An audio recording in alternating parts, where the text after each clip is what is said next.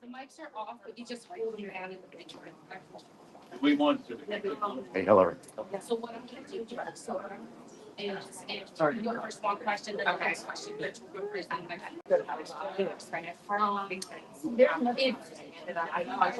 if some questions, just sitting. If we can stand up and answer, yep.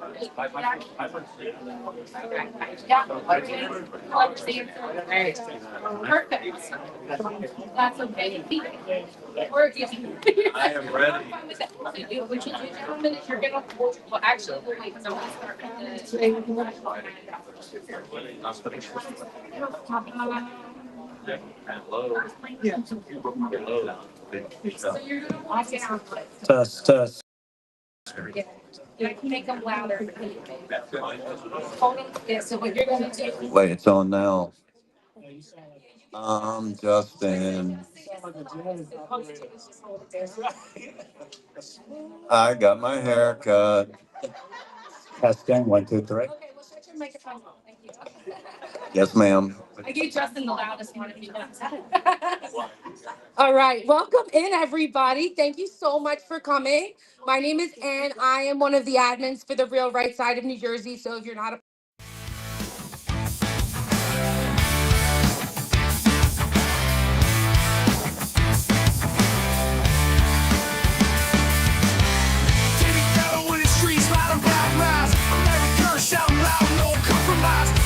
warriors, grit and grind, build back what we had, ain't no we find.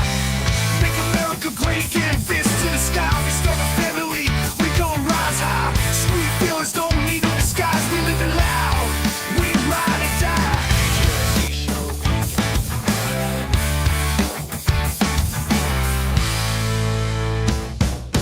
Generation fighters, take the stand, from shore to shore we reclaim the land.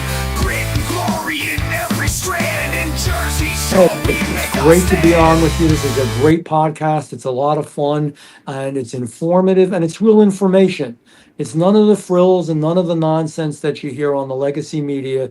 Just telling the story of what's happening right now. It's what I do with my newsletter that I get out to anybody who wants to see it. It's what you're doing with this podcast. America needs to know what the real deal is, and you're the real deal. I am running against 3 Democrats right now. I do not have anyone in the primary as a Republican challenging me. So if you would like to donate to my campaign after this, please come and see me. Or you can find me at herzigforcongress.com, and that's FOR. And you can find all my policy stances and information there. I'm going to tell you a little bit about myself. My name is Hillary Herzig. I'm a wife. I'm a mother of 3 children, and I grew up right here in Monmouth County. I actually have a family that lived in the Long Branch, right in the city that we're in, since the 1930s. I come from a career of civil service. I've served at the Veterans Administration, the United States Department of Agriculture. I've served at the Animal Plant Health Inspection Service. I've served at the Department of Homeland Security, United States Citizenship and Immigration Services in both asylum and personnel security, as well as I've served for the Department of Army as a civil servant in the National Ground Intelligence Center. I've seen public policy from a different perspective and how it's applied, and now I want to help create laws that are very pro public safety and national security. So with that said, I would like to speak a little bit specifically about Long Branch. This community isn't just where I live, it's part of who I am. And that's why I'm going to speak up about something today that should never be controversial. Protecting our beaches and supporting people who keep them safe. Right now, Long Branch is struggling to recruit lifeguards. And it's not because we don't have strong, young, capable people, but it's because there's an ongoing dispute on whether those lifeguards are being treated fairly, including whether they're entitled to benefits under New Jersey law. And when other towns are clearly paying and have protections for those lifeguards, where do they go? They leave our community and they go somewhere else. Now let's talk about the leadership in Long Branch really quick. This city is led by Mayor John Pallone. Our district in Congress is represented by his brother, Frank Pallone Jr. And that is decades of political influence tied to the same leadership. So the question is simple. With all that experience and all that power, why are we still getting the basics wrong? This isn't just about politics, it's about results. Jobs leave and communities fall behind. If leadership is spending more time arguing over whether to support workers than actually supporting them, people are going to continue to leave Long Branch.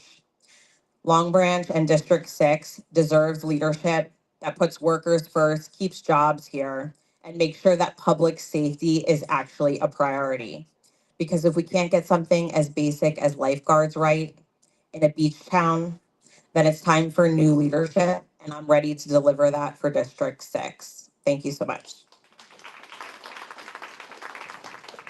Thank you, Hillary. That was amazing. So I have up next Greg Mealy with CD12.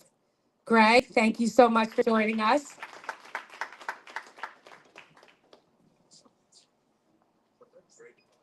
Hey folks, how are you? You ready to rumble this year?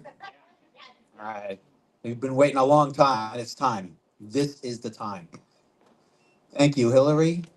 You're the best CD6 candidate I've ever seen. Now, I mean, look, I don't go back 50 years, but I go back a ways. Thank you, Greg. And, It's a pleasure to run with you. Yes, the coalition we have, it's a good part of my motivation to continue going. And of course, I tell everybody here who's local in Hillary's district, I endorse her and vouch for her 100%. Definitely come out for her. For me, I'm in CD12. We have a unique situation. Bonnie Watson Coleman is retiring. Hopefully, exactly. Hopefully, she doesn't decide to leave early and put me through a special election like 11 and spend more money on nonsense. But I think she's got the ego to stay.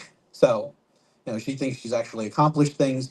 We all know that anything economic that's bad is only when the Democrats are in charge. Crime is rampant, especially in that district. Trenton is in there. Some of the Brunswicks are in there. And also, the Princeton elites are in there. So in that district. So it's a mess that needs cleaning up. And that's what I'm looking to do. So I'm going to be all over the place. It's wonderful today. I have actually, having been statewide before in races, I see a lot of friends I don't get to see very often from vast parts of the state. Makes me feel at home. And so, this is what I take for my energy to try to go ahead and win that seat too, so that we can get some change, positive change and corrections to how we run this state. It's been a disaster for a while. We got to get control back and really start, putting them on their heels, and at the same time, showing the people what the truth is. There's so many lies and omissions. So let's get rid of that, get rid of them, and let's win across the board. Thank you. Thank you so much, Greg. All right. And last up is Damon Galdo. He's with CD1 and he is going up against Norcross. So, Damon, welcome in.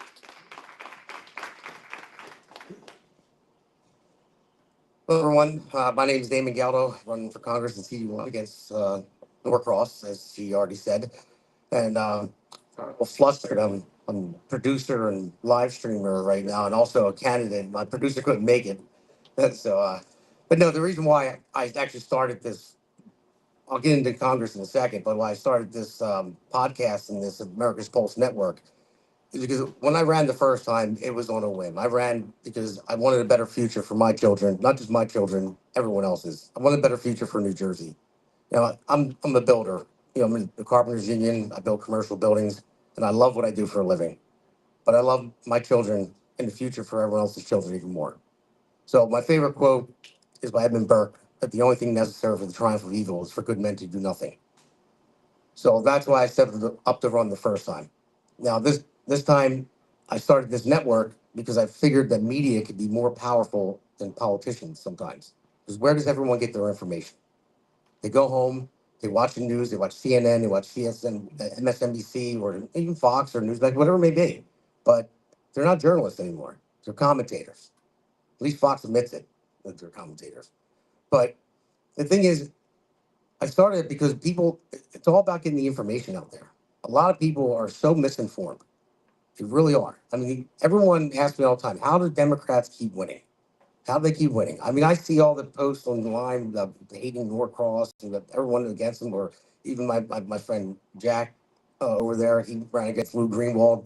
I never met somebody that liked the guy. So, but I don't understand. Yeah, so, but how do they win? People are not informed enough. They watch what they see on TV. That's why I think this network is so important. That's why Jack and Constance just started their new podcast on their network as well. And it's informing people, and that's what they do. They go to Trenton and they let everyone know what's going on and what bills are passed, what's good and what's bad. And that's the thing. It's getting out the truth. It's Steve DiOrio, this show, my good friend there. Like, he gets the news out there. But I gave a speech at Rowan the other night, and I told all the kids, I said, well, I got their attention by saying, I said, you're not the future. And I said, you're the present. I said, we need you now. So that's what caught their attention when I started it. But no, that's what it is. And I told them information is key. I said, I'm speaking at a college right now. I said, that's the whole thing. You need to educate people. Because if you don't educate people and get out there and actually have the conversation, I know it's hard to have the conversation with the left. They just shut down immediately. Trust me, I know. I did plenty of interviews, and they just shut down since I asked them the second question.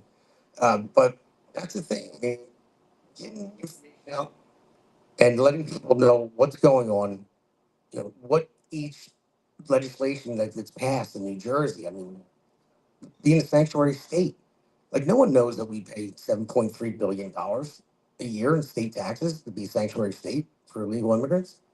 No one knows that. But your property taxes go up. Mine are going up. So if you were to give that money back to the people, you would save over 2,000 a year on everyone's property taxes. I mean, it's simple things like that. That's what people need to hear. People need to hear the truth. And that's what my speech is about tonight, is not just about my campaign. You go to my website and see what I'm about. I'm just a regular guy that's trying to do something good. And it's an honor to be here, these state Senate candidates for this town hall. So I want to thank you, Ann, for inviting me. I really appreciate it. And again, it's all about educating people, and we have to try. We have to keep getting the message out there over and over and over again, or nothing will ever change. And I'm going to fight like heck. So trust me, I'm going up against the juggernaut in Norcross. So he raised like $3 million. I raised like $3, but but no. But yeah, no, I got a fighting chance. Anyone that tries has a fighting chance. So that's where we're at right now. But thank you all for coming. Appreciate it. And I'll turn it over back in. It's literally David versus Goliath on that one, but it's Damon versus Goliath. So we're going to get started on our town hall candidates. Thank you so much for being here. Audience, thank you so much. And just real quick, I'm going to go through the candidates. Were not given any, they had rules before, before the event, which they all agreed to. They were not given any of the questions that they're being asked today. Each candidate has the same amount of time to answer this. Each candidate will answer the same question with the same amount of time. And the responses will be timed and moderated, and there's no interruptions during another candidate's response. Are you guys ready to get started? Yes. Can I make one suggestion? Yes. That we all say the Pledge of Allegiance before we start. Absolutely. Let's. I like her. I pledge allegiance to the flag of the United States of America and to the republic for which it stands, one nation, under God, indivisible, with liberty and justice for all. All right. Thank you for that. So our question we have first up is from Angela Di Tommaso. She is actually one of the other admins from the right side, the real right side of New Jersey. So let's give it up for Angela to kicking it off. because we are kicking it off and because we're going to get to the issues that I apologize. I did promise the candidates a 2-minute opening statement. Sorry. Candidates, you may go. We're going to go start with Dr. Bob. Yes, I'm so sorry. I did promise a 2-minute opening statement. So go ahead, Doctor. I want to start by saying thank you for having me and to everybody being here. I want to acknowledge Mr. Tabor, Mr. Murphy, and the other candidate who's not here. This is a great time to be in this race. Why? Because we're really at the bottom. Let's face it, we haven't had a Republican senator in what, since 1972? Half of you weren't even born yet. I was. Uh, we have only to go up. We need a vision. We need to fight. And this isn't really about the three of us here. I'm gonna tell you, they're all good guys. Who and how are we gonna beat Cory Booker come November? The last time I looked, do you know what he has in his bank account? $22 million.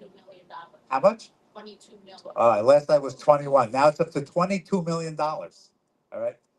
How do we do that? Sure, messaging. Everyone has their financial planning. I have mine for the campaign. Hopefully it'll come to be. But at the end of the day, this is about getting you invested. I want to see that you feel like you're part of this, that you have a stake in it in every which way, for your family, for your children, and in my case, not only my children, but my grandchildren. That's why I'm here. I love this country. I love this state. I've raised 3 children here. I have grandchildren. I'm at the stage of my life I can give back, and I am giving back. America's a wonderful country. My parents came here as lawful and legal immigrants. I'm living the American dream. That dream has to be passed on. With all of your help, we're going to make it happen. And I look forward to talking about issues in specific and mechanism. Ultimately, how do we put Cory Booker into a long-term retirement? Can I add something to what you said, sir? My name's Sue Bucko. I'm the Republican chairwoman on the Middlesex County Republican Women's Club, second vice president. I ran for New Jersey State Assembly 2 times. My experience as far as Cory Booker, he's pro-illegal immigration. He's in cahoots with Menendez. As we know, either Menendez is in prison or heading to prison. So the $22 million in his bank account is very questionable how he has that level of money, what kind of deals he's cutting in our state, and who he's selling out the American people to enrich himself. I have friends that lived in Newark before, and they are Democrats, and I in the beginning when Cory Booker way back first announced who he was and so forth, I saw, oh, he seems like a nice young man, presents himself nicely, dressed nicely. I said to my friend Anna, so would you support him? She said, Sue, he's a bum. She was a social worker. She's a Black woman. She said, Sue, he cut funding for the programs for the children in the summer. He canceled the swimming pools and the parks and recreation. The children that are growing up in communities with no backyards, no, their families aren't rich. They can't sign them up for sports teams and so forth. But the stuff he's doing to make his money, that should be invested. I'm going to take her on the campaign show with me, that's for sure. Thank you, Sue. All right, next up we have Rich Tabor.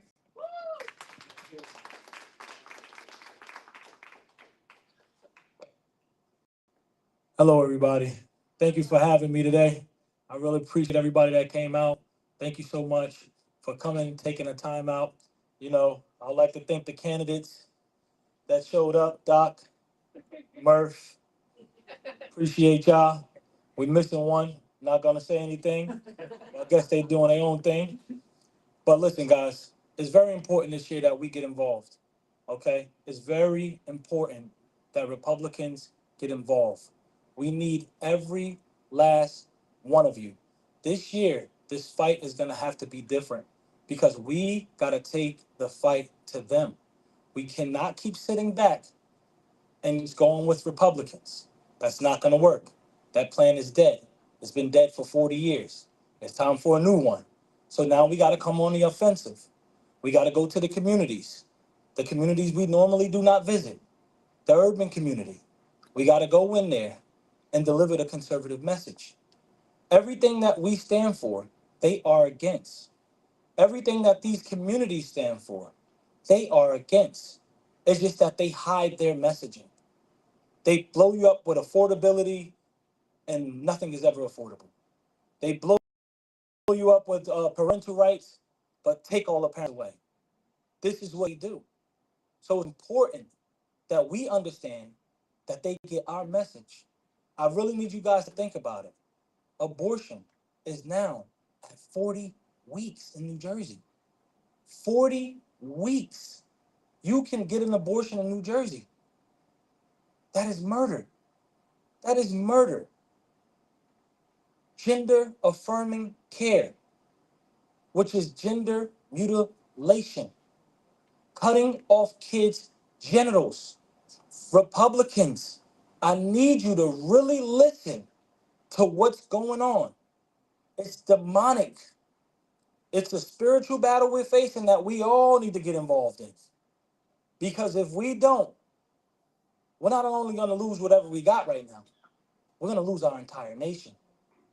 It's a soft war going on right now in America, where we have let people with failed ideologies from other countries come into our country and push their agenda, not ours, in our country. And instead of protecting ourselves, we let them do whatever they want. We're letting people from outside this country make the rules for our country. America, what happened? When did we stop fighting? When did we stop standing up for ourselves?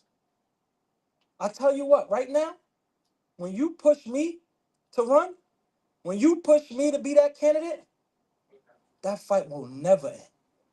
I will make sure I keep fighting until the end, because that's what the military has taught me to do. That's what it has raised me to do. It taught me you fight until the end. You never quit, you never retreat, and you never surrender. And this is our country, ours. This is not anybody else's. This is our country. So do not let people come into our country and think they're going to make the decisions for us. We make the decisions. You don't make decisions for us. We make the decisions. Because there's no other country in the world that you can go to. Name me one where you can make the decisions in somebody else's country. It's not going to happen. So wait, America, it's time that we start waking up, New Jersey. We got to wake up. We got to. Because if we don't, we're going to lose everything. Thank you, guys. Thank you so much. And last but not least, Justin Murphy. Hello, everyone. Just a couple housekeeping matters. Yes, I got my hair cut, and I have to say that because if you saw me before this, you would laugh. How's everyone? Thank you very much for coming out, and for the candidates here, we get a chance to engage with the public, and to whoever's our viewing audiences on the live stream, and thank you, Damon, for taking all the time and expertise to put that together for us. Yes, thank you. I look forward to your questions today because I do believe the only way you'll be able to gauge if a candidate is quick on their feet, has a grasp of the issues, and can handle pressure is through a town hall format like this, where we're not presenting questions in advance. So I look forward to engaging with you today and for the rest of the campaign. Now, we're in the month of May, and basically as candidates, we're going to start making our closing arguments soon. June 2nd is right around the corner, and early voting starts last week of May. So many of you I've spoken before. I've had the privilege and honor to do that. If you don't know me, my name is Justin Murphy. I've lived in Burlington County.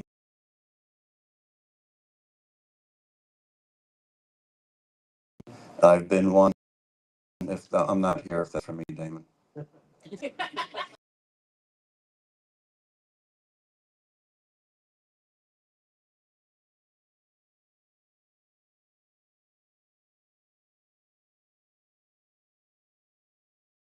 Voters to step into our column.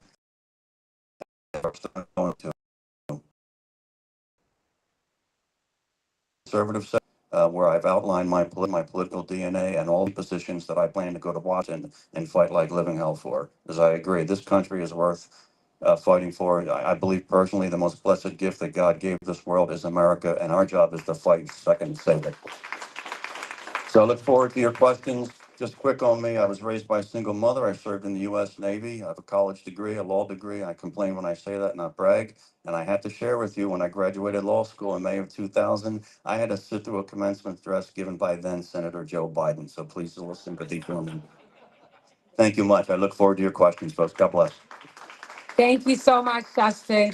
Okay, so I am going to start the timer on this because candidates will have about 90 seconds to answer these questions. And Miss Angela DiTomaso, you are now up. Thank you for patiently waiting. For real this time. We're kicking off Q&A, and because I'm kicking it off, I wanted to ask, and I was going to ask all three, but you already answered this question. I'm curious because we are all at the bottom of an election that's going to be a hard climb up. What motivated you, Rich and Justin, to get into this race? What is your passion and your impetus? Who you're doing it for? How did your rationale come up? And then because I'm very curious, I have a second question. I can do that later. Let's address that. Right. Yep. So what got me into running for U.S. Senate is I sat there and I watched our country falling apart.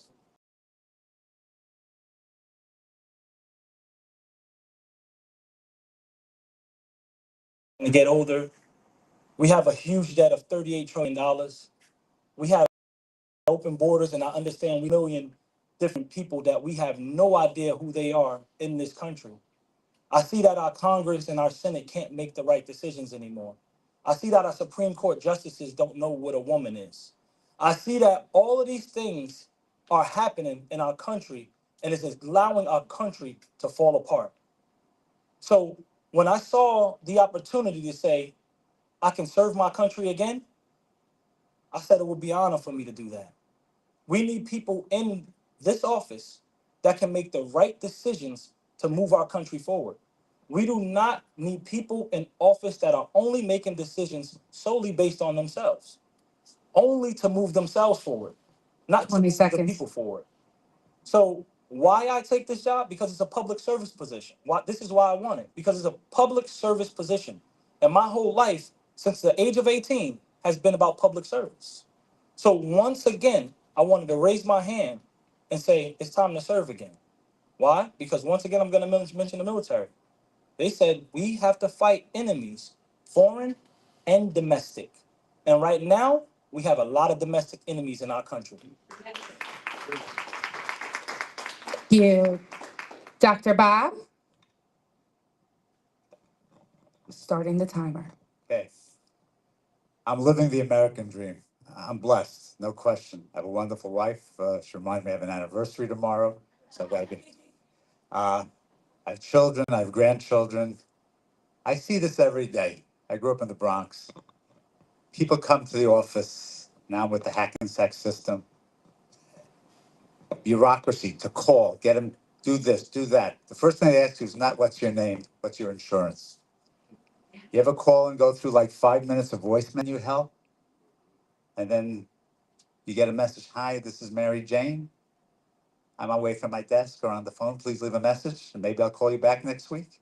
What do you do when you're sick, when you're hurting? What do you do if you have little children who are crying and have a fever and it's Friday afternoon and your husband's gonna be home late from work because the job is busy? If you're older and you've worked your life, Social Security is scheduled openly to go insolvent in about 6 years. What happened to stable finances? What happened to safe streets? I agree with Mr. Tabor. We have to fight enemies, both foreign and domestic. If people come in, that was it, 10 million, 15, 20, we don't even know how many people came in during that time frame. But we do know they get iPads and iPhones and cell service. They get healthcare more than some Americans. And I'm all for compassion. Charity begins at home. That's almost a biblical tenet. I love this place. We have to fix our home first before we fix everything in the world. Thank you. All right. Thank you. And Justin. Thank you for the question, Ange. I think for me, it gets down to a two-word answer as to why I run. What compels me to run is I care. I care about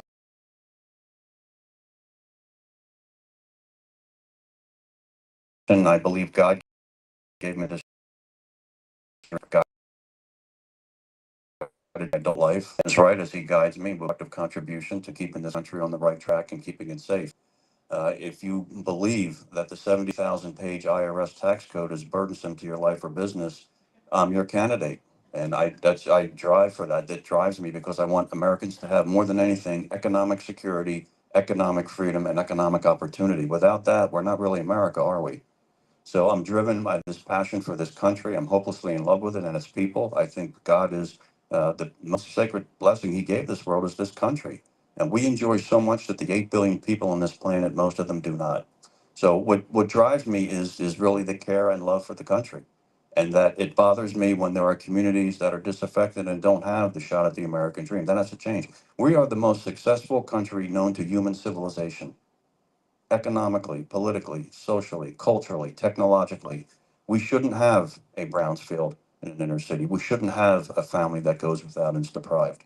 So what I want to do is make sure that as we move through a new era, okay, and the information age and AI, that we do not become disconnected from our roots as Americans and who we are and what we are, why we were founded, and why I believe God put us here.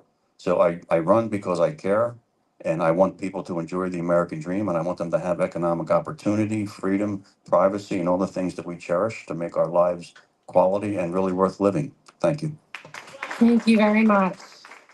Next up, we have Constance Ditzoff. She's a former assembly candidate for LD5, Moms for Liberty official chapter chairperson for Camden County, and the co-host of the New Jersey State House Watch podcast. So, Kansas, let's give it up for Kansas. So it's Constance. Oh, I'm sorry. That's okay. That's okay. Everybody gets that wrong for some reason. So, in New Jersey, they have been chipping away at parental rights. Now, I know you're not going to Trenton, but in Trenton, they've reduced the age for parental consent for behavioral health from 16 to 14. They have got secret transitioning going on at school from gender, and you don't know about it. They've got a suicide hotline where they don't call you back. If a minor calls and is in crisis, they don't call you back. Now, I know you're not going to Trenton, but you are going to the Senate. Now, there was a Families' Rights and Responsibilities Act that was introduced by Tim Scott in 23. It's been brought up again in 25. And this bill seeks to protect parents' fundamental rights to direct the upbringing, education, and health care of their children. Now, I believe all of you would probably commit to pushing this act forward, but the bigger trick is, do you have any thoughts on how you can persuade those in the swamp to comply? Because they tried this in 2023. How do we get people on board, get it out of committee, and get it voted on? And I don't see it necessarily as bills. We're not looking for legislation. We just want things to be vetoed that prevent us from, as parents. Thank you. Okay, I'm going to start with Dr. Bob. Well, thank you very much. That's a great question. The bottom line is there's no more fundamental connection in this world between a mother and a child. You don't mess with mama bear, so to say. And this includes everything from education, their physical safety, their moral grounding, their education. I'm actually for things like empowering parents educationally. Let the dollars go to them. I call it educational equality. That's my term. Parents have to know what's going on with their kids. It's amazing, you know. They're all adults, right? When you're 12 years old, you can have your genitals cut off, and we can't even tell the parents. But you're applying at college. Oh, he's an adult. He's connected to you financially on the FAFSA form. I would eliminate that, by the way. You know, either you're an adult or you're not. Either you're old enough to vote or not. If you're in the military, you're either old enough to die for your country or not. Okay, but if you are, grow up and don't have Washington constantly be in your pocket.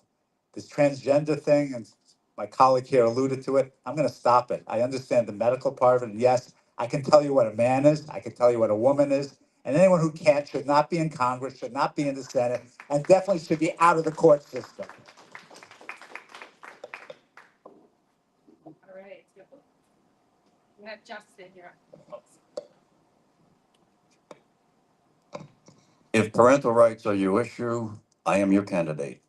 Parental rights are so important that I included it in my Senate pledge, which I hope you get a chance to read. I have some copies here, just so you know, you can hold my feet to the fire. I will be the same candidate in November I hold out I am in June.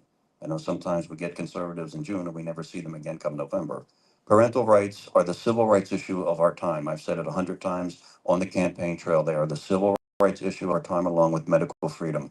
Parental rights should codify to the extent that they are, and strangely enough, Connie, they already are. But I'm for more codification if we need. Parents need tools to fight back against an abusive DOJ that called them terrorists. The Joe Biden administration, we know what they were doing to parental rights and the disruption to school boards, which I know you know, being involved with Moms for Liberty. But parental rights are cornerstone and bedrock, because the family unit is that unit. It's the building block of society. It's how we transmit cultural mores to young people. This is why the left and Marxism attacks the family unit, because they don't want the family unit doing it. They want to do it. They want school boards to do it.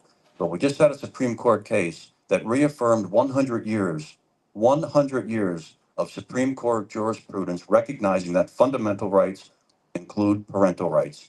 And that was Banta out of California. And the line, bureaucrats don't raise children, parents do.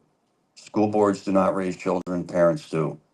There is no co-parenting arrangement between parents and government, period. There are parents and the family unit, end of story. Whatever tools they 10 more need, seconds. whatever tools parents need, they need to be given legally. We just have to, first of all, how do we get them? Make sure they all understand that we have a century of Supreme Court jurisprudence. We have existing codification for parental rights, and elect people who think like me and other Republicans that put parental rights and acknowledge them as the civil rights issues of our time. Thank you.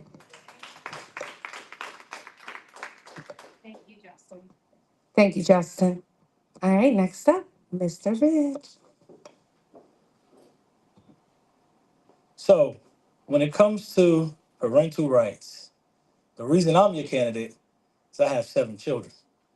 So, if you're looking for somebody that's trying to protect the children, it's definitely going to be me. 4 boys, 3 girls. But now, it's interesting. You said, how will we get it done? Because we're going to be in DC and we're not going to Trent. So, one thing I was taught when I was younger is if you want to get something done, you follow the money, see where the money's going. And that's how you can figure out how to get something done. So, what I would do, right, to force them to get this done is I would incentivize the federal funding that they're getting in New Jersey. I would say parental rights have to be included in that. I would say the property taxes have to be capped at a certain amount. I would say COLA needs to be brought back, right? And that's how I would do it, is incentivize it. You, before you get this 500 million, before you get this 700 million, here's what needs to be done. And then that's what's going to happen. New Jersey's going to say no. You know they're going to say no. Democrats want to fight, no matter if it's good or bad, they're going to fight against us no matter what. And then that's when you create committees inside of New Jersey that receive those fundings, right? And then you can have federal oversight over those committees. Why? Because New Jersey doesn't want to allow oversight on the funding, on the federal funding being spent. They don't want to allow it. So what you do is you have to force their hand. You know they need the money. So you say, in order for you to get this money, here's what I need you to do.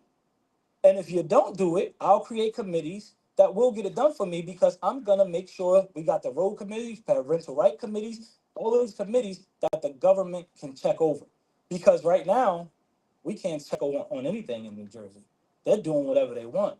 It's basically the wild, wild west. So it's time for us to make sure when we get to DC, we get this done. And that's how I would do it. Thank you so much. Thank you, Constance, for your question. Next up, we have Jack Brangan, Assembly candidate for LD5 and co-host with Constance of New Jersey State House Watch podcast. So let's give it up for Jack.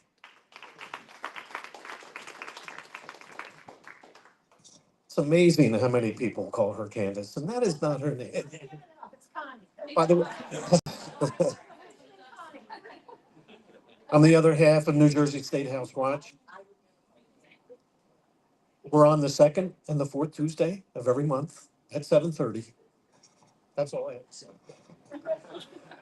My question is about student loans. I'm a little ticked off about student loans because in reality, they are not student loans anymore. They are student mortgages in many cases. Now, when I got out of high school, if you wanted a student loan, you went to the bank and the bank applied banking underwriting rules and they assessed what is the major you're taking and they decided, how much they want to put at risk and what are your chances of paying that loan back. That's not the case anymore, and as a result, we have seen tuitions go up. When my kids were looking at colleges, they were around $35,000 a year, and every year they've gone up, and the student loans have matched. They've gone up again. The loans have matched. Now you're looking at $70,000 in a lot of these schools, and the government will lend that money. And I think they know these kids will never be able to pay this back because that's only 60,000 per year. You go across 4 years, the kid's done.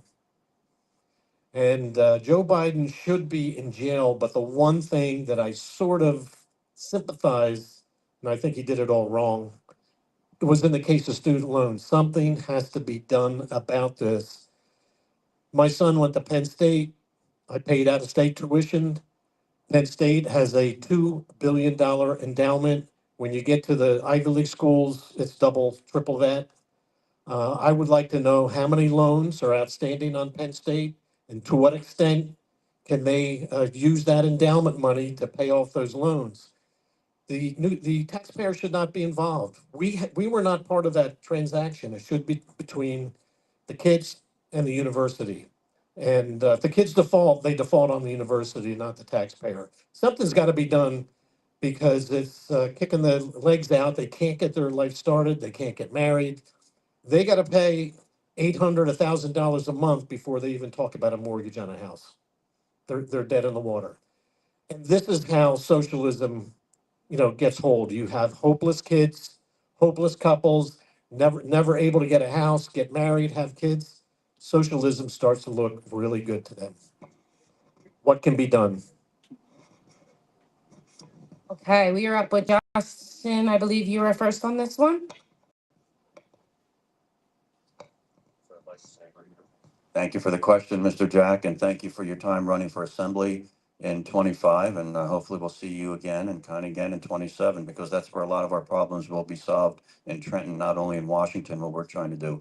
Okay, I think with student loans, I think the first thing we need to do and the most effective thing we can do as a party is be relatable to young students today. Now, I'm 60 years old. I'm not exactly young, but I do have $175,000 of student loan debt. So the first thing is I can connect and I can identify with them and we'll understand thoroughly what they're going through. I don't know if you guys have any student loan debt, but I got a lot of it. Now, I made choices. I wanted to go to college. I wanted to go to law school because I didn't want to miss out on that commencement speech by Joe Biden by any means. I'd pay anything for it. I studied for my master's at Villanova, and I have an LLM, a master's for my Juris Doctor from Oklahoma University. I love learning. I love education. I know the value of it, but I know the price of it also. So I think the first thing I can do is relate very well to students. Second thing I will tell them is what can be done is they need to be gainfully employed to pay it back. So we need policies where we're growing our economy at 3 to 4% a year, and we have a dynamic energy industry that's going to create trillions of dollars of wealth for our middle class and working poor. So we need a growing economy because the kids need to be gainfully employed. But I would also tell those students, guess what? You've got opportunity here with income-based driven plans, so you can get a pretty decent catch of air on what your income is commensurate to your debt level. Second thing is there are programs out there that allow you to do some public service to get rid of your student loan debt. But I would also tell our young people sternly, because we need to worry about the next generation of Americans, not the next election, and we need to send adults to Washington. I will tell them, if you took money out on a loan, you pay it back.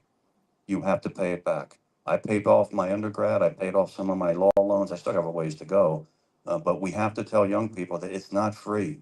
And it's wrong for one political party to try to brutalize this issue and say, well, I'm going to take money from Steve because I don't think he's going to vote for me. And I'm going to give it to the kids out marching yesterday through all our communist 10 more seconds. May Day to give them a free education. Look, it's not free. They're just cost shifting. So we want a dynamic growing economy, get them gainfully employed. The IBRs are very good. And those endowments are the key, because I would look at any institution and say, if you're sitting on billions of endowment money, you better start reducing your tuition rates. Serious. Thank you. Thank you. Rich?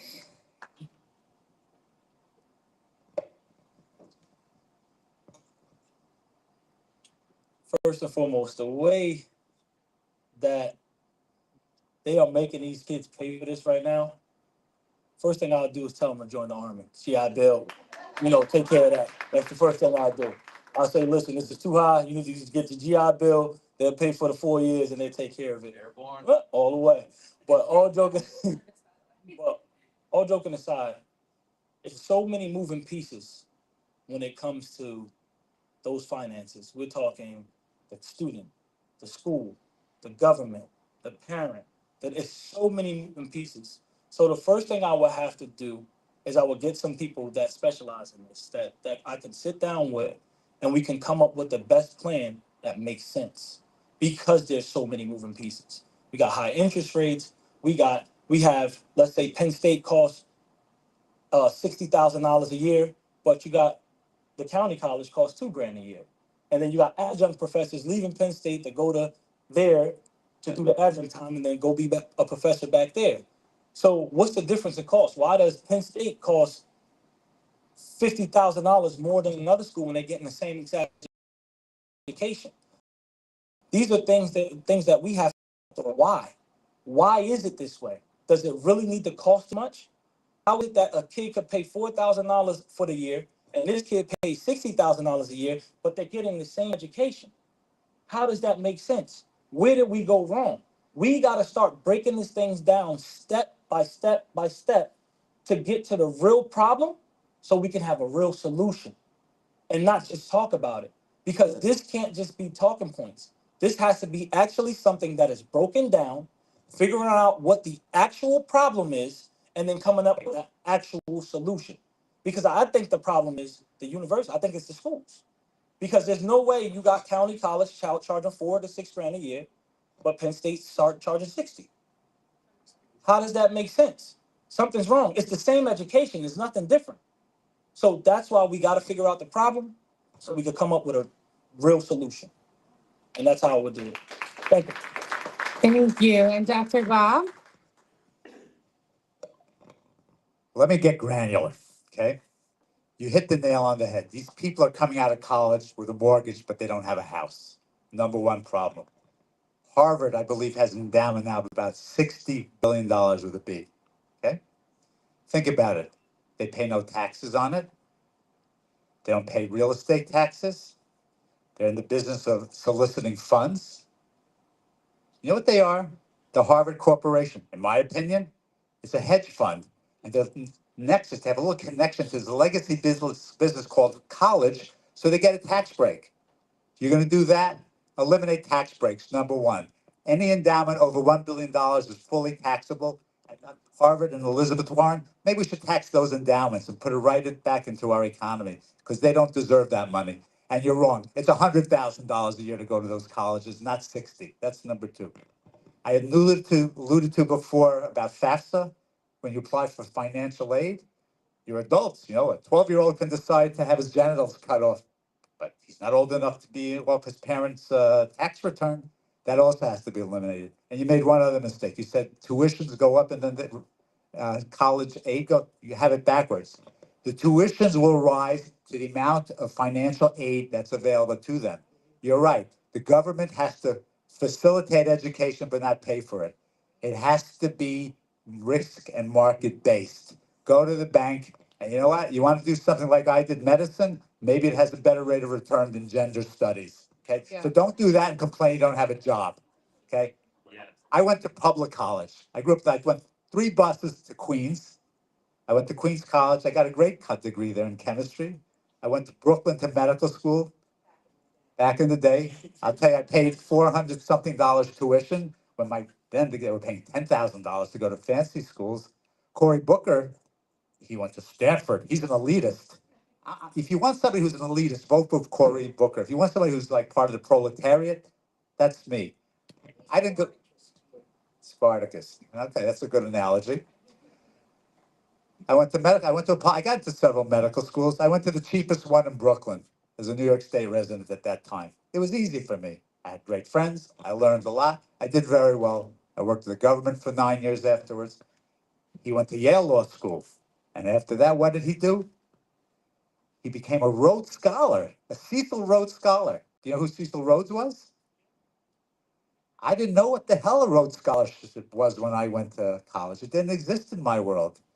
College is about education. These fully tenured professors, you know how much they work? 6 hours a week, 30 weeks a year, and they bitch and moan about how hard they're working. They have their teaching assistants doing all the work and grading for them. That's got to stop. It has to be market-based, and the government has to stop being a baby and coddling them. Your question is unbelievably good, and that's the granular answer. Thank you so much. Thank you, Jack, for the question. Next up, we have Sarah Razzie. She's a Republican Freehold Borough Town Council candidate for Freehold. So come on up.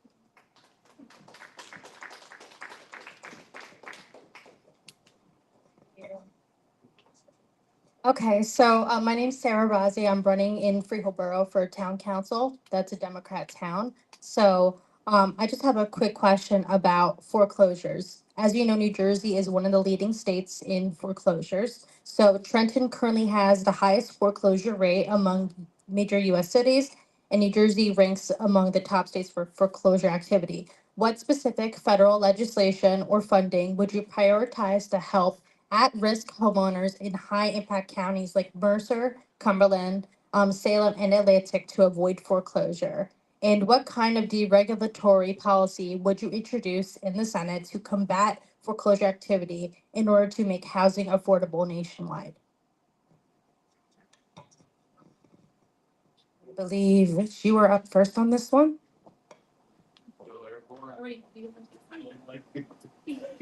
I'm going on this time for now. All right, that was a lot. I know. A lot of.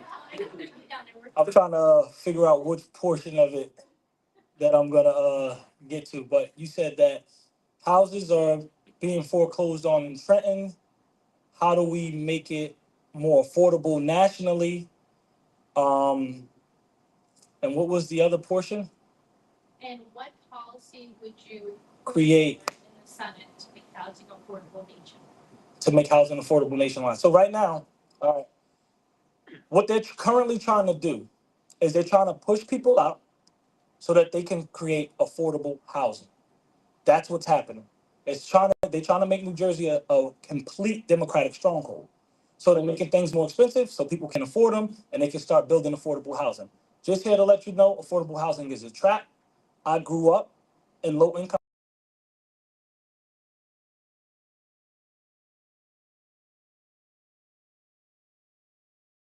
homes that people can actually purchase and build equity. For example, in Medford, right? Right now in Medford, they have homes that are affordable homes. Somebody can purchase a home for $250,000. Let's say they live there for 30 years. After they live there for 30 years, they can sell the home. But you cannot sell the home for more than you bought it for. But guess what? If you paid off that mortgage, now you have that money to have the ability to purchase a new home. And then the next person that comes in that wants to buy a home, which is the next generation behind us right now, that will not have the ability to buy a home if we keep going this route, they can buy that home and purchase that home. So these are some of the things that I think we have to implement. Not affordable housing, it has to be affordable homes. And when it comes to being in Trenton, we need to make these places more affordable because they're trying to push these people out.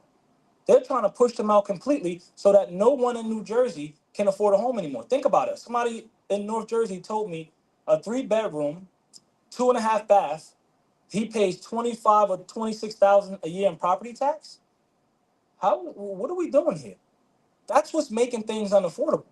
It's the taxes. When you have taxes at 12 to 15,000 and you're on a fixed income, let's say you're retired and you're on a fixed income, but your property tax goes up every year, how are you able to afford that?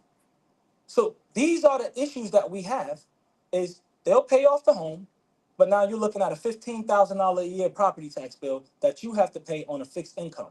These are the things that we have to put a stop to because they keep charging, taking, and never giving nothing in return.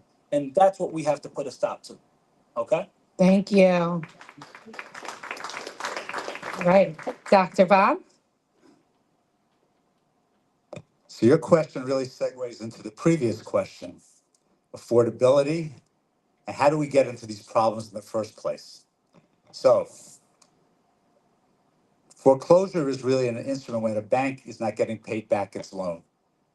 The problem now is we've diminished the underwriting standards that people now can buy homes that they really can't afford. And it doesn't take much, a medical problem, some personal thing, a temporary job loss or whatever, and now you can't pay that off. When I was growing up, people saved years to get a 20% down payment. That was the bank's cushion. So we just like you can't let people go into $100,000 debt a year in college, you can't let people go and be stretched with a mortgage. That's the bank's money, which ultimately is guaranteed by the FDIC. You don't let people get into a position they can't get out of. That's the first thing, because otherwise it's the bank's problem. Next thing is, as the board said, absolutely. If you're on you have a COLA of 2% a year from Social Security and you're at that age, and now your expenses are rising 5% a year, 6%. Oh, and the answer is because we need it for this, for that. I'm going to tell you something. The government's like heroin addicts. No matter how much drug you give them, it will never be enough. Stop it at the beginning, okay? If someone is in a position that they're going to be foreclosed, probably this, you have to look, why did they get the loan in the first place? Yeah, the mortgage broker made money, the bank made money up front. It's all interest. Now, unfortunately, there are some cases, for whatever reason, where some people can't keep it, and those are tragic. I agree. And sometimes people can't live in their houses, but I don't think we can make policy for the exceptionally few cases. Make it so that people don't go into foreclosure in the first place. And guess what? If you have less mortgage money around, prices will not be as high. It'll be more affordable. Just like if college loans aren't available on a crazy level, tuitions will get better because it will rise to fit the maximum amount of money that's being granted by these agents, whether it's Fannie Mae or Sallie Mae in the educational business, and who's ultimately on the hook for it? Tell me, everybody. You are the taxpayer. So that's how you deal with foreclosures. Thank you very much. And Justin, they all had 2 minutes, so you have 2 minutes on this one. Okay. Roger, thank you for the question, Sarah, and best of luck to you with your race. We need Republicans to win at every level of government, municipal, county, state, certainly federal. So best of luck to your race. Okay. What do we do? I think the best and most potent home ownership program that we have, that we can legislate for, okay, is being gainfully employed with low interest rates. That is the best housing policy that we have. Now, I understand life is life. I was raised by a single mother in the late 70s with a high school education. We had a struggle to get, I know what economic struggle is. And home ownership is so important that I put it in my Senate pledge this year. Because if we do not own our own homes, we are not economically free. No exaggeration. I mean, economic freedom starts with your home, in my opinion. It's a way to build wealth and create, and of course, have home ownership and the way you raise a family. Uh, we need to grow our economy, okay? 3 to 4% a year, not just a blip here and a blip there, a long-term policy, okay? And we're doing that now. The Republican Party is actually doing that now. We're dumb enough, we're not taking enough credit for it, but we need to. Interest rates were very high under Joe Biden. They were 8%. They're now down to 6% and falling. That means home ownership is more attainable to our young working families. We have trillions of dollars that we're pouring into our country now, okay, through foreign direct investment because of the Trump administration, because of his business acumen. Now, what does that mean? It means a vibrant middle class, low interest rates, and a Republican Party that's unequivocal in stating that we're worried about the next generation of Americans, not the next election. Gainful employment, low interest rates. Okay, what do we do with foreclosures? There's probably a couple things we can do to lean on banks. The SEC has a lot of say on what banks do with their policy. A lot. Ask Joe Biden, because they were always trying to lean on the SEC and regulations to get DEI through on banks. So banks know what a regulatory gun to their head is. I think what we should probably do is craft something where it's not an immediate rug pulling event out of the homeowners underneath their feet. If there is an issue financially, like with student loans, Okay, we all have student loans. You can get a forbearance. You can get an emergency forbearance. You can get a deferment. You can get an income-based driven plan. We should probably apply that into cases where we need to keep people in their own homes rather than have foreclosures go through the roof. The other reason, okay, why New Jersey may have a lot of foreclosures is because Democrats have run our state straight for 25 straight years, and we do not have the right economy in this state. We are not, do we have a private sector job growth in this state? I haven't seen any, and I've lived here since 1976. Yeah, absolutely. That's a ringing indictment of the economy of the state of New Jersey. Why do we have so many foreclosures? Well, Johnson and Johnson just left, I think, Warren, Hunterdon County, and they went down to North Carolina. You think somebody in Trenton would get the idea that an 11% income tax rate doesn't look too good when a company can go to another state where it's 2%? So we need to elect different people in Trenton, and we'll do that in 2027. But that's what I think we need to do at the federal level, and it's certainly a big chunk can come from the state as to who we elect. Okay, so best of luck to your race again, and home ownership is critically important to the Okay. survival of this country. Thank you. Thank you. All right, we have Mr. Raffi. He works with Scott Presler during the Jack Citarelli campaign. I give it up to Raffi.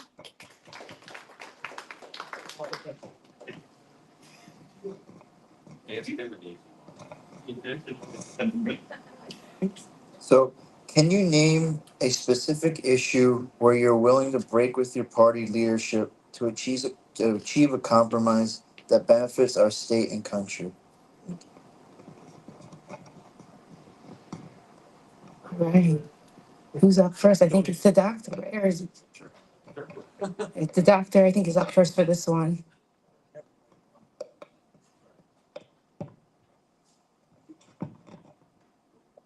There's two levels of answering your question. One is what I call on the fundamental level, and then you could talk about on the minor or the nuanced level. On the nuanced level, there's a lot of things. These two questions we just talked about now. How do you alter foreclosure rates? How do you deal with student loan rates? How do you deal with the student debt crisis? So on the big stuff, I'm in agreement. Now, on a lot of little things, I have my own personal thoughts. I've mentioned some of them now, just about student debt and about foreclosures. And that's really breaking, I think, with what some of the mainstream issues are in this state. Uh, Mr. Murphy hit the nail on the head. You know, people are leaving. We got to stop it. Why? United Van Lines, 8 years in a row. 8 years in a row, New Jersey has the largest outmigration of any state of taxpayers. Why? I mean, well, is it because they're stupid? Is it because of the weather? Or could it be something to do with the economic environment in which we live in? So that's where we need to really make the changes on the ground, you know, not on, you know, the big things, you know, abortion, you know, at 40 weeks versus 30 weeks versus not at all. Uh, we need to have issues that are affecting human beings. I see this every day in my work. People hurting, people in pain. I see sometimes the craziness, the lunacy of the quote, the system. And that's how we fix things. But to say, oh, I'm going to be different on debt service or the deficit or what we're going to do with Social Security or just go to universal payer or raise taxes on Social Security, these aren't answers. These are, these. The question is really, how do you do it on the level where you can deliver? I can give platitudes, all right? But if I can talk about how I'll do, I have to deliver something. This is what I do every day in the operating room. People don't want to hear stories. They want to hear the operations of success and the patients better. In my world, I help people breathe, and I just want to breathe. I want to breathe fresh air into the state. I love it. I'm here for it. And Cory Booker has been stagnating it. Thank you. Justin? Rafi, thank you for the question. It's a good one because it's one, should one of us make it to Washington, we'll probably have to face. Uh, all right, would have to probably think right now of a hypothetical of what the Republican Party is pursuing and whether or not I would break from them to either oppose it or are they breaking from me? Am I breaking from them or are they breaking from me? If you look at my Senate pledge, I've got the 11 bullet points of really bedrock philosophical underpinning of me, and I'm not moving on them. Okay, now that doesn't mean I'll beat my head against the wall and can't compromise. I'll give you an example. My centerpiece really is the flat tax. I just want the IRS to go away. And the 70,000 page Internal Revenue Code, they are a disaster. They have powers they should not have. They've been buying military grade weapons. I don't know why. They have power of civil forfeiture. So my big thing is to have the IRS abolished and the Internal Revenue Code abolished. And we have a flat tax that promotes growth, family growth, and all those good things. And I have a 10% income tax rate. Now, to get it through, hypothetically, through Washington, to get it through a chamber, to get it through a committee if I'm a senator, and they say, Justin, we'll do this for you, but we got to have a 12% rate. I can break from my 10% pledge and say, I'll go for 12. It still gets me what I want. But if we're going to go above 10% for a flat tax, you know what I want for the American people? When the time you turn 18 to the time you retire, you get 2 years of your life to declare no income tax paid to the federal government at your choice. That's what I would do to keep on track of getting the tax relief, the simplified system. So I can dance a little bit. Actually, I can't dance. I'm just saying I can. Yeah, you don't want to see me dance really, but I can look. I studied for my master's in Villanova, and one of the things I learned from there with the American founding is how much compromise was part of our constitutional convention, and that's not lost on me. But no, I'm not going to be pulled away from a philosophical root of mine. I won't. I won't do it. I'll stand up to the heat. As far as the Republican Party, well, we've got a lot of different ideas with the Republican Party. We got libertarians, we got conservatives, we got moderates. I'm a conservative. I'm a Reagan Republican. So I would look certainly to see. But just to give you an example, is I can we can ditch a little bit, but let's make There you sure go. we're still getting where our objective is. Thank you. Thank you. Mr. Tabor?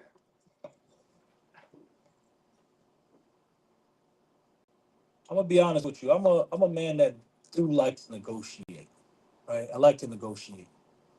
But when I'm looking at the Democratic Party and I'm sitting here and I was really trying to think as they were speaking, what policy or law will I break the line for? I can't think of a single thing that the Democratic Party is doing right now that I would say, you know what, I'm gonna break the line for that. I'm gonna be honest with you. I can't think of a single thing that they're doing right now that would make me cross over and say I'm gonna vote with them. Uh, they're losing their minds. Every single thing that they're coming up with, I'm trying to make sense of it. The only thing I even hear them talking about is Trump. They're not even trying to make a policy. They're not even trying to push laws. They're not trying to do anything but impeach Trump. So with this current Democratic Party, I don't think I could cross the line with them because it's going to be very difficult because anything I cross the line with them, it's going to hinder the American people. So that's what makes it very difficult for me to do something like that. But if they come with something that's logical, that's actually helping the people, would I? Yes, of course. I would if they are actually coming with something logical. But as it stands right now, absolutely not. So I'm Thank, just gonna go on and say that. Thank you. thank you. All right. Did we get her? Dr. Rob?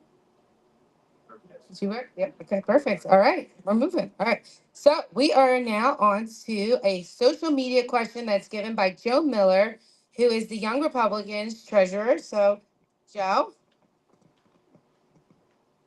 Thank you guys for coming. I appreciate it. Not a hardball question or anything. Just want to know how are you guys planning on using social media just to reach younger voters and to beat Booker? Yes.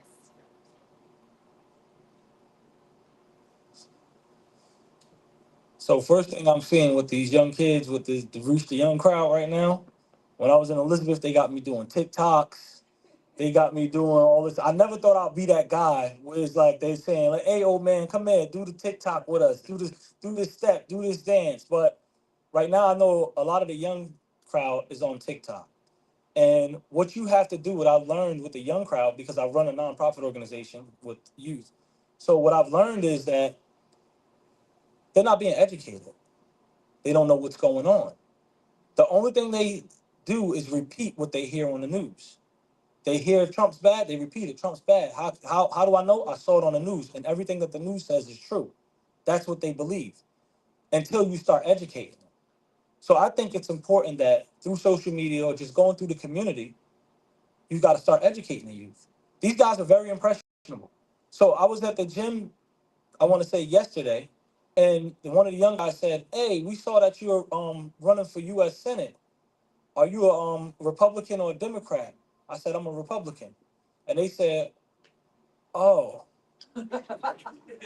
They said, "Oh, I hear Republicans are bad," and I started speaking to them. So what I said to them was, "Do you believe in affordability?" And they said, "Yeah." I said, "Can you name me one blue state that's affordable to live in?" They said, "Oh no, I can't name a blue state that's affordable to live in." I said, "So which party is bad? The party that's presenting to you affordability, but nothing's ever affordable, ever. Like every year it gets more expensive. Every year they say, 'Hey guys, we're pushing for affordability because the Republican Party's not, but we're gonna raise your taxes. Oh, and the tolls. Oh, and the schools. We're gonna raise everything. Sorry, but we're gonna keep it affordable though.'" And when you start pushing the message to them that we have versus the Democratic Party, and let them know that the Democratic Party is the actual ones that's making things less and less affordable as you go on each year. You got to tell these kids the truth. Why they still are impressionable. Why you can have them use logic and reason. Because once they get past that point where they're locked in as a Democrat, it's going to be almost impossible. So it's important. I'm glad you asked that we get to it now. They're not doing critical thinking, which is exactly what you mentioned. Even like in school, they just do repetition. That's it. And some schools push someone to go into the workforce, but they never train them to question it. Right. Why this or why not that? Right. Choices. And they're just following, you're 100% correct. That's exactly right. But before I sit down, just to let you know, the older kids that have graduated and left my program, they are Republican. Thank you for that, Rich. Dr. Lebovics. Is that right? Hopefully. So to answer your question to the point, yes, have a campaign manager, and we have videos and targets and points that are going to hit Instagram. What's the other one? Facebook, and I assume TikTok, but it's all right. Thank you for that. Thank you for that tidbit. I'm going to assume, because I also learned sometimes as a doctor, as a surgeon, you have to know how to delegate. I'm very good at that, because at the end of the day, it's the results that count. But just to to follow up on what Mr. Tabor is saying, I happen to think your generation is screwed on a lot of levels, and I'm going to tell you why. I walk and drive in Manhattan. People walking into the street like this. You guys are glued to these machines like your mother, like you, and it's got to stop. The lady here was alluding to critical thinking. I'm just saying, not even just your own thinking. All right. Don't believe what you see on TikTok, on Instagram, on Facebook, even half of the so-called mainstream media. There's always slants, there's biases to it, there's how it's presented. All right. You need your own education. Look for yourself, go to source material, and make your own educated decision. It's the best thing for you as a person and the best thing for our country. If we stop worrying about living on these machines and is AI going to do it for us? No, AI is going to take it over. And just to talk about that, it's out of the box. We can't stop AI. We're going to have to work with it, the artificial intelligence, but we need some type of guardrails. We have to partner with people so that the American companies are going to be the strongest from an American perspective, and ultimately that these companies are going to do it in a way that's beneficial. Because I don't know what the future brings, but read the book 1984. And Justin. Mr. Miller, thank you for the question. And I know how active you are politically, so thank you for that too, because it's good to see young people with the energy and passion to jump in the political arena. We need that. We need you, and thank you. Okay, what are we doing? What does Murphy for Senate do to reach across social media platforms? Well, we have a Truth Social account, Instagram account, an X account, a YouTube channel, a web page, and a Facebook page. And we're rocking, let me tell you.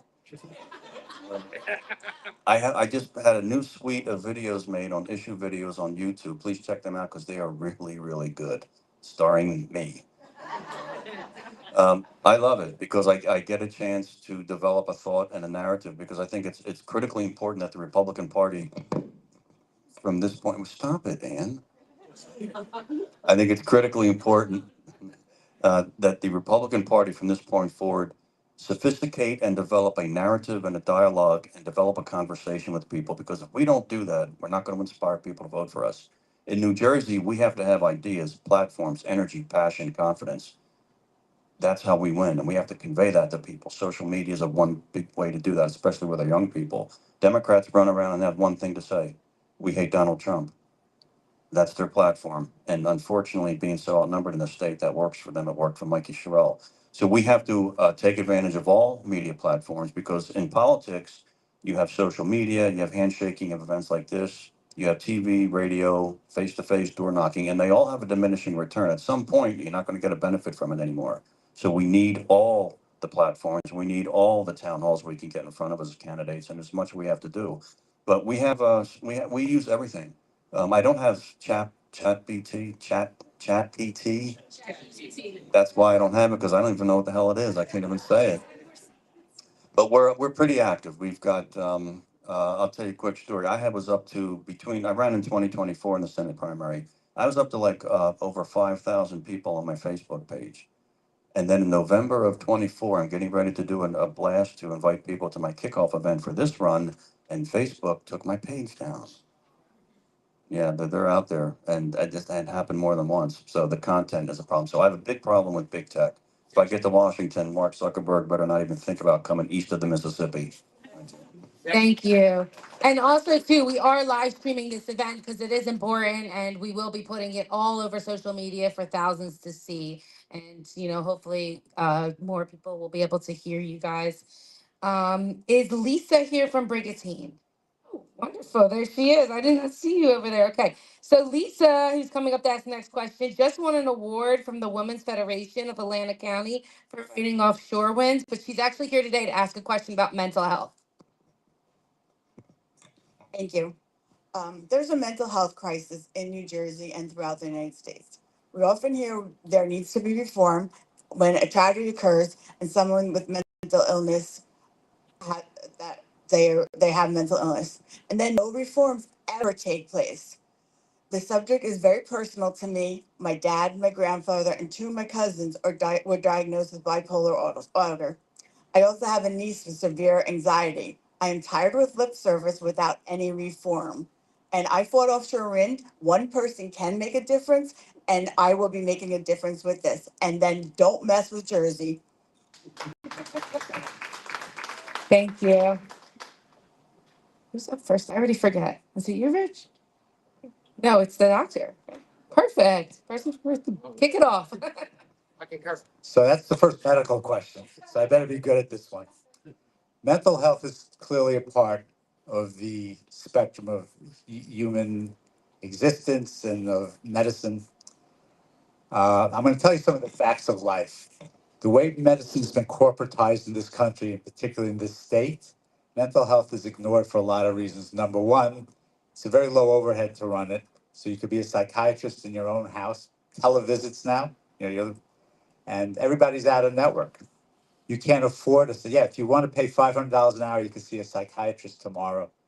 If you want to find somebody in your insurance plan, yeah, wait 16 months if you're lucky. That's the first problem. I call it access to mental health. There are many dimensions to it. You have PTSD, you have bipolar, you have anxiety disorders, you have schizophrenia, psychoses, neuroses. Like I can mention them all up. And a lot of it, unfortunately, has become politicized. The most crazy one, in my view, is this gender dysphoria thing. It's the only mental illness I know of that's treated with hormones and changing the body instead of the brain and mutilating the person surgically rather than dealing with the problem. You don't treat bipolar that way. We gave up on frontal lobotomies, I think, about 60 or 70 years ago.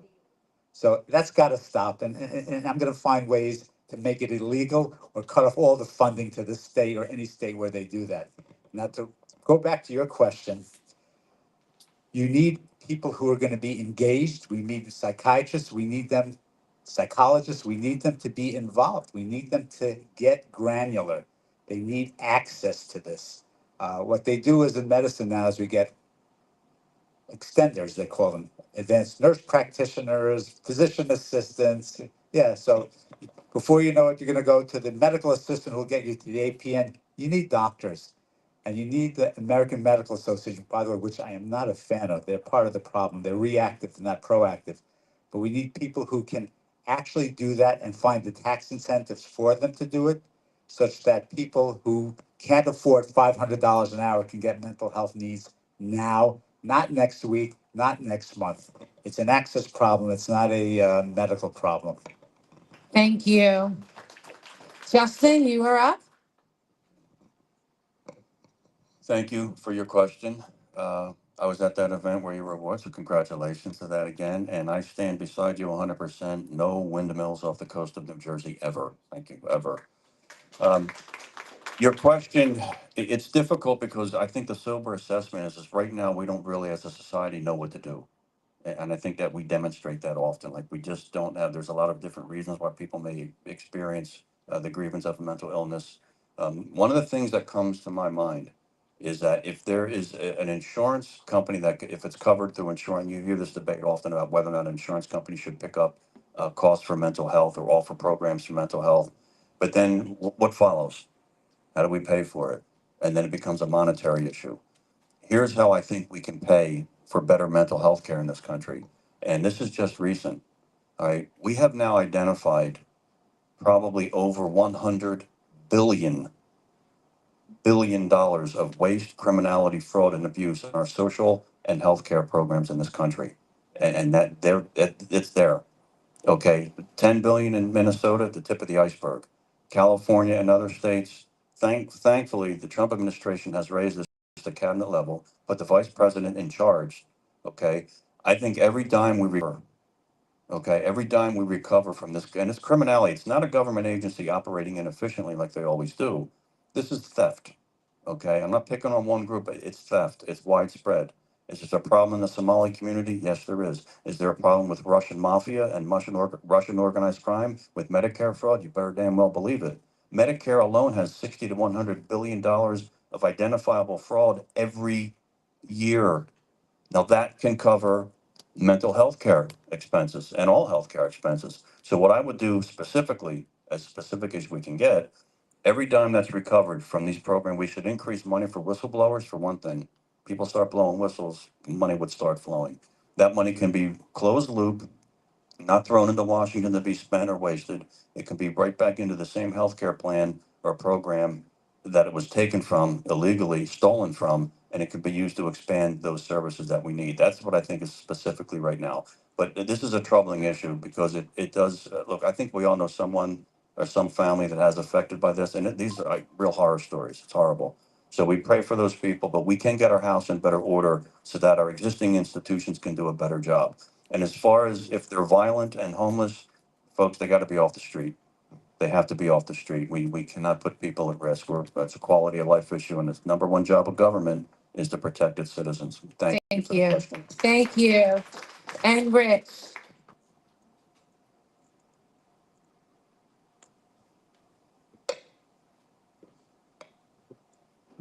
Once again, congratulations on that. Keeping those windmills off of our shores. I'm so proud of you guys for that. Very proud. Now, when it comes to mental health is something very important, like that we have to focus on. I've seen it in the military, with PTSD and guys coming back from the war. And mental health is a serious thing that a lot of us, we don't pay attention to. We try to brush it off. Oh, he's something wrong or whatever. But it's something that we really have to focus on. Like in policing, I noticed when we would go to a call, if that person was suffering with a mental health issue, we would literally call a doctor to the scene. We would call a doctor to the scene and let them handle it because we weren't equipped for that. We weren't equipped for that at all. Especially, we don't want to go on to somebody or do something to someone that is suffering from mental health. Instead, we're thinking that they're attacking or doing something on purpose, but they're actually suffering with a mental health issue. So we wanted to make sure that we handled those things accordingly. But I am interested in knowing, is there something specific that you feel as though should be handled with mental health? Really, the middle class is coming out in mental health. If you're wealthy, you can pay for cash. If you're below poverty level, you get that for free. The middle class can't afford mental health. I have a $2,500 deductible. My mental health would not kick in until that was met. So it's disgusting that people are suffering from mental health, and also you can pay for your medicine. Mental health medicine, most of it has been out forever, and it's still $800 versus something that should be only a few dollars. This should be a no-brainer. So that would take us to invest a lot of time and energy to make sure we can balance it out for the middle class. Because you make a great point. The rich are taken care of, and when it comes to people at poverty level, they are. Because I was at that level before growing up. I was at the poverty level. So Medicaid, we had Medicaid, and everything would be taken care of. But the big question is, how do we take care of that for the middle class? So you have different things that I hear on, like, let's say on Christian networks on Star 99.1, where they have share programs, share medical programs, different things like that. So, sorry. So what we would have to do is we would have to honestly take a step back and see how we can make it more affordable for the middle class so that they can get the treatment that they actually need and that they're not being exiled on a situation that we actually need to take care of. So that's what's important, is to make sure that it's affordable for them to have the ability to pay for that mental health. And that's the issue I would attack right away, especially hearing the specific things that you would want me to take care of. Thank you. So we are down to our final two questions. For this next question, candidates, you will have a minute to answer. And then for the final question, you'll have 30 seconds to answer, which shouldn't take you long to answer anyway. Our next person coming up is Mike Evidensky, and he is the council candidate for South Brunswick. So let's give it up for Mike.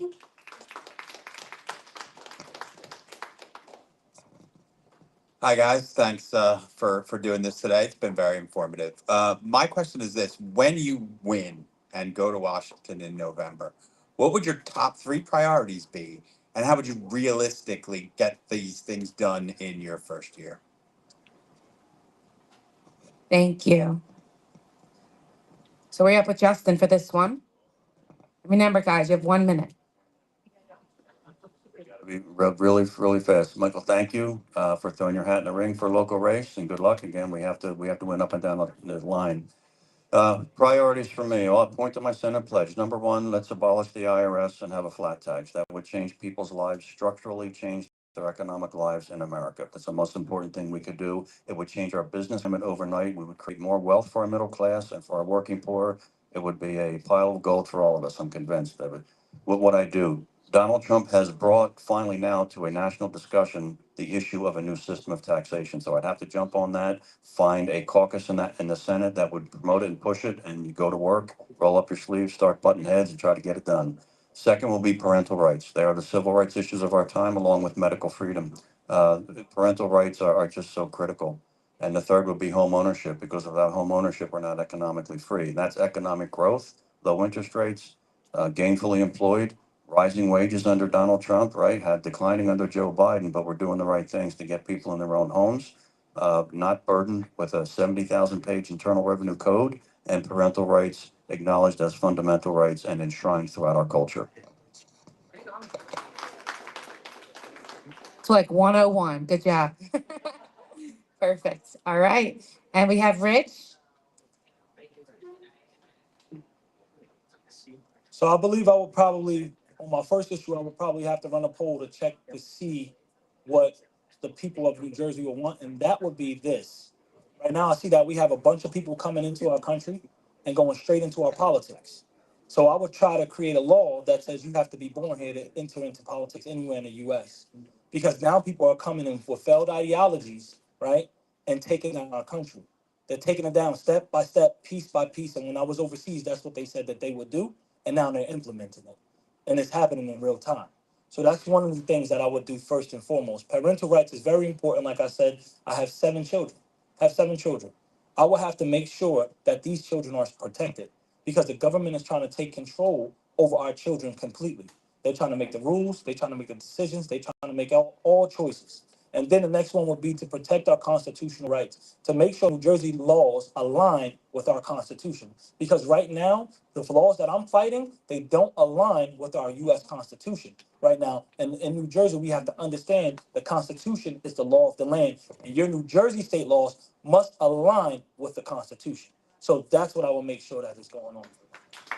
Thank you very much. So I have many items on my agenda. I call it my primary agenda, secondary, and tertiary. But to answer your question, big three. Number one, I call it educational equality.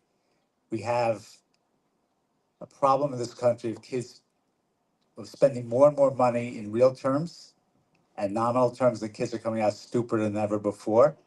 It's really that simple. Even though everyone will say New Jersey has the best, yeah, we're the best in the country. As we keep going down, everyone's going down faster. Number one. Second priority, we need solvency as a social security system. We have to protect the elderly, and that's going to require some consensus on both sides. We're going to have to make it happen by having all the stakeholders involved, old, young, employers, people. Tax touch, raise retirement ages, it's unpopular, we have to do that. The last thing is healthcare. I live it and breathe it every day.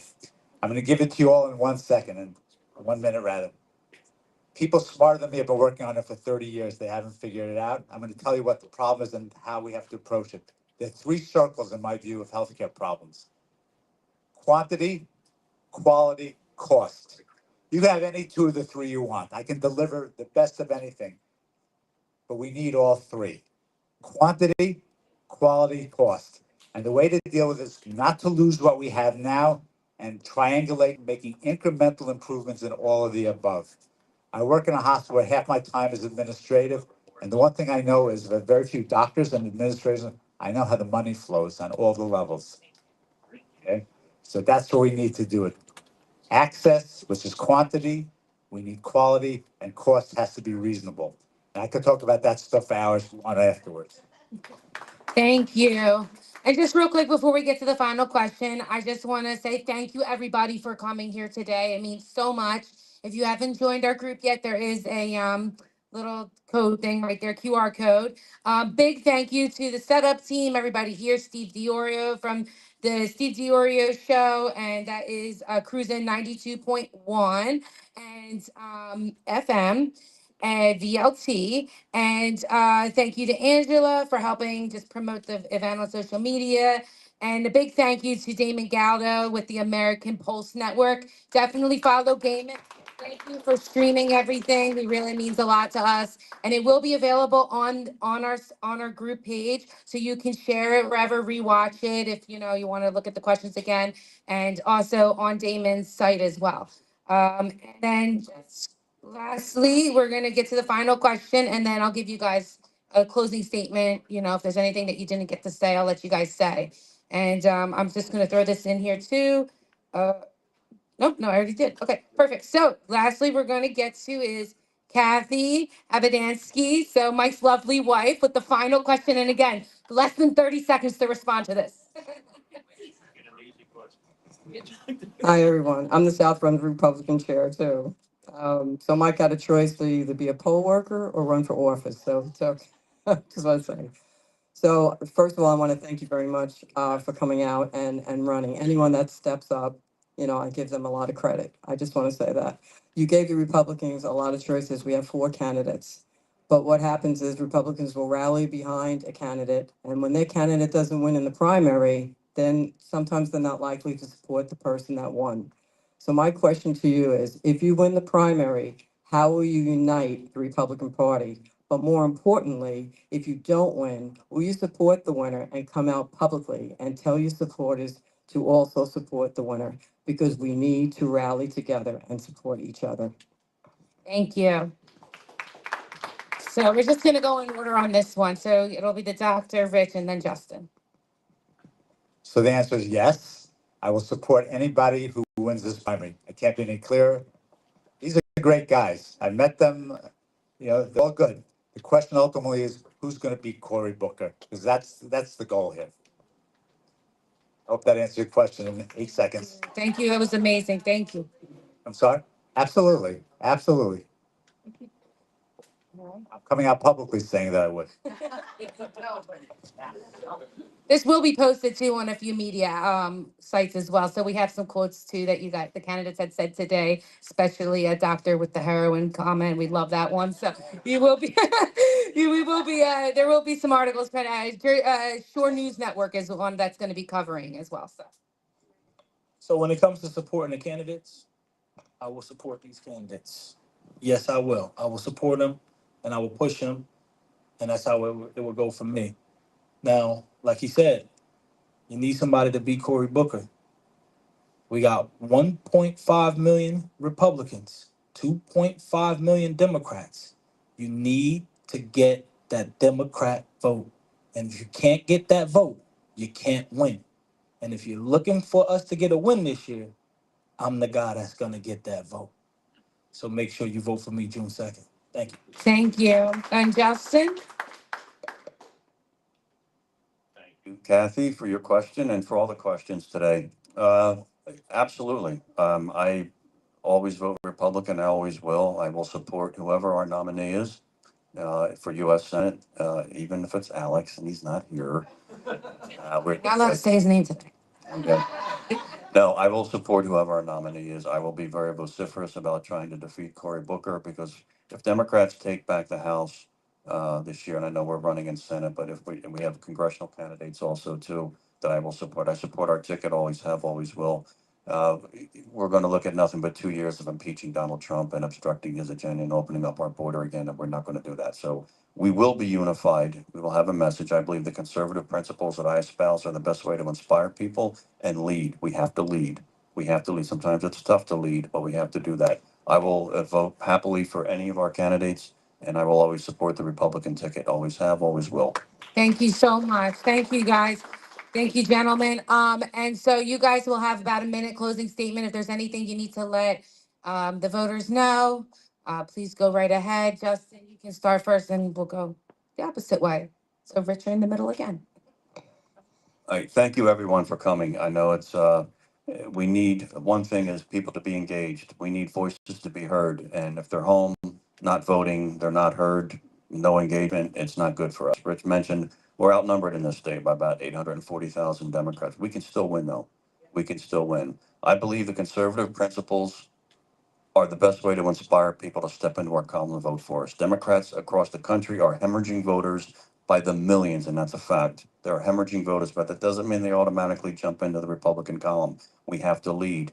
We have to have the vision and the backbone and the will to fight for it. My conservative principles do. Donald Trump is giving us a great record to run on of a secure border, lower inflation, lower interest rates, lower gallon of gas despite the bump right now, and most importantly, rising wages for the American people. We need to be on offense this November.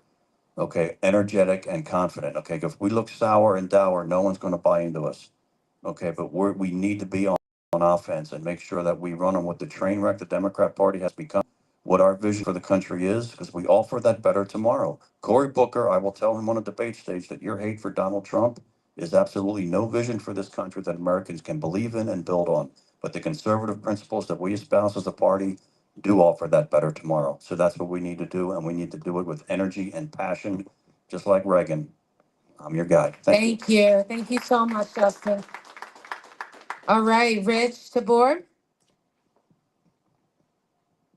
First and foremost, thank you all for coming out today. I really appreciate you showing up. I appreciate you having me and inviting me out. I appreciate our candidates for coming out and showing up today. Just thank you guys. Thank you, thank you, thank you. But when it comes to this U.S. Senate candidate race, we need a win this Yeah, we need a win. Somebody has to bring our conservative values to DC. Someone has to do it. And someone has to have the ability to make sure other candidates get to DC as well. We have to make sure we are standing together, we are fighting together, and we have a strategic plan on how to win. Because if we don't have that plan, we can't win. We have to go into the communities that Republicans never go into. We sit there and we let those votes just go by the wayside, never delivering the message. Like Justin said, we never deliver that message. We have to deliver the message to everyone. This year can't just be about Republicans. It has to be every voter in the state of New Jersey has to receive our message. We have the best message. Why aren't we delivering it? Why are we staying away from communities instead of fighting for those communities? Instead of saying, hey, we're going to earn your vote this year. Here's our policies. Here's our plans. Here's how we plan on making America better. People got to understand something. I only vote for our president for two things. These are the two things I vote on: economics and security. Those are the things that's going to bring up the country or it's going to make that country fall. If you don't focus on those economics and security, what we have to do right now, $38 trillion in debt, 38 trillion. If that keeps rising, no one is safe. No one, not a single person in our country will be safe if we don't start addressing that debt. The dollar won't be safe. Your pensions won't be safe. Your 401ks won't be safe. Nothing will be safe. You need someone that's going to go to DC and address the problems and get our country back in order. That person will be me. So help me out. Get me Thank down there. you. Thank you so much. And Dr. Bob, happy anniversary, by the way. And you're up. And thank you so much for having me and hosting this. And again, I want to acknowledge Mr. Murphy and Mr. Tabor. They're honorable, good people. I'm going to say that publicly. At the end of the day, I'm going to quote a very famous Nobel laureate, pretty smart guy. You may have heard of him. His name was Albert Einstein. And he said, it's one of my favorite quotes, what's the definition of insanity? It's doing the same thing over and over and expecting a different result. We need to have specific, granular, on-the-ground policies. And I agree with them in principle, but how do you deliver each one, what the nuance is?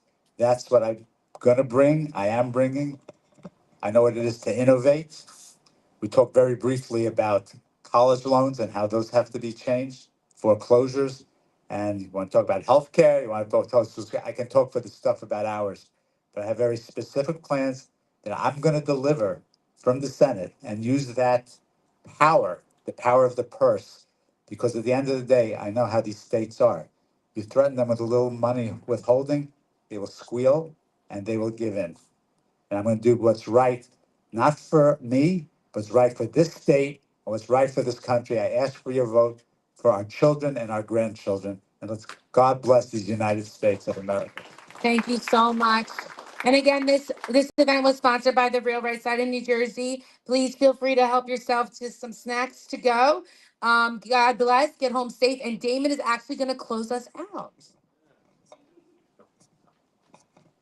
All right, I just want to say, well, obviously, thank you for you gentlemen to come out here tonight, and thank you for setting it up. It's very important, to get the information out there, and all the listeners out there who are watching on the podcast, the Jersey Shore, SURE, America's Pulse Network. I appreciate it. And I just want to say, I started something to gather most candidates together for unity. Republicans need to get together and stick together because we need to. So I know Greg and Hillary back there, we were all talking about it. We had a good conversation about it. So don't worry. We're running for Congress. So they're running for Senate. So they didn't get the bill yet. I'm charging them $10,000 each. So they're going to contribute $10,000 each to our campaign. So, but no, thank you all for coming. Thank you to all listeners out there. I appreciate it. All right, guys. Thank you all so much. Get home safe. God bless. You're all done.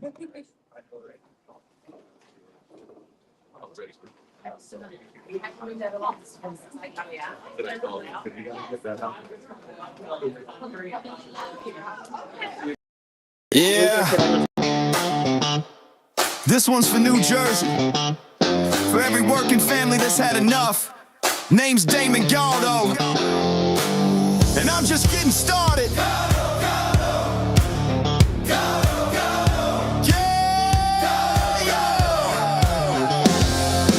Job site dust to the streets of the shore. Steel-toed boots, yeah, I know what I'm working for.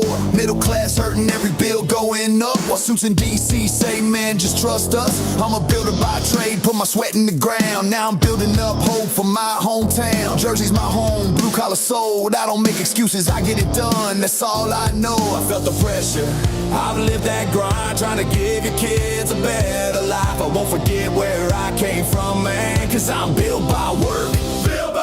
I'm built by working hands, fighting for working families. Not a career man who forgot what hard work means. They talk real big, but nothing ever changes. While Jersey keeps drowning in the same old pain, I'll build a future strong for our kids in this land. I'm Damon Galdo, built by working hands. Yeah. Donald Norcross been there year after year. Same old story while the struggle's still here. Claims he's for workers, but look around town. Rent sky high, grocery bills breaking us down. Where's the relief for the middle class grind? Cause all I see is folks falling behind. I ain't got decades in some DC chair, I got skin in the game, cause my family's here.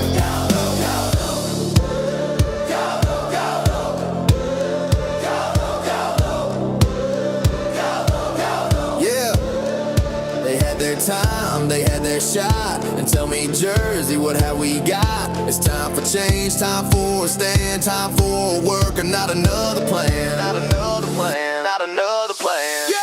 I'm built by working hands, fighting for working families. Not some suit who sold you fantasy. We waited long enough, it's time to demand a future built by honest hands for Jersey strong, for this great land. I'm Damon Galdo, built by working hands. Yeah, this ain't left, this ain't right. This is fight for what's right.